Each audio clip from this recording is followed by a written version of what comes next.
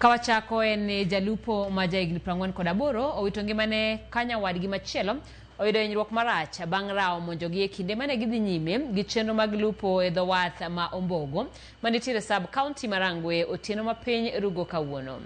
Charles Agutu gi jolupo mamoko 4 ne rekni e yie e kinde mane gidhi nyime gi chenro mar lupo e marawo ne omonjogi ma obaro yie mane gitiyo godo kendo kae marach ma omiyo wito ngimane. Nyawadgi ma oseyang nyinge ni Fred Nyamori ma jahigni 52 to ne oyudo hinyruok maricho e kinde monjno. Kaluwore gi jakom dho wath ma Ombogo Jared Odhiambo, rawono ne omonjo jolupogo kane giduogo e dho wath kar saa 6 otieno ma obaro yie mane gin e iye kapok ne omonjo jolupogo. Okoni jolupo mamoko 2 to ne otony e kinde monjno bang' idho wi yien. Ore ji 4 go koyudo ne gibiro gisea lupo gi mapile giduogo e lo moro kar saa 6 otieno rech otamo to giromo gi repe. Koro rawo no be ne gibedo attacked gi rawo mobaro ne gi yie ma gilwar e pi.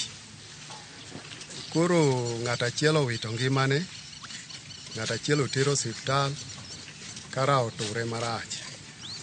Ji 2 to nokonyore koringo idho yien man idho pi. Wasebedo ka watero report ne jo wildlife kendo kata administrators wase inform kuom repe machendogi to pok waneno ka gikawo thuolo mondo gikonywa.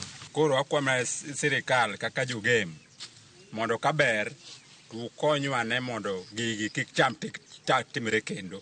Koro ma karo ka pok otimore ma ema wang' notimore. Wawinjo makuonde ma oko ni mere wanego ji rawenje moko to karo ka pok otimore. Koro kawuono odiochieng' ma gino timore karwa ka. Koro wan gi buok ahinya. Uyie ukonye Rangwe sub county wan gi beaches 2 kende and ukonywa gi rescue boat manyalo konyowa konyo ngima jonam ka oponi gin gi pek moko kata ndonge moko ma gin go sama giyud seche ma gin e tije gi mapile mar lupo. Giketnwa arita matek e nam ka sana jo wildlife miere rawo repe lawo nyaka nyithinde miere chamo kwa bedo godo kwa pidho cham gichamo cham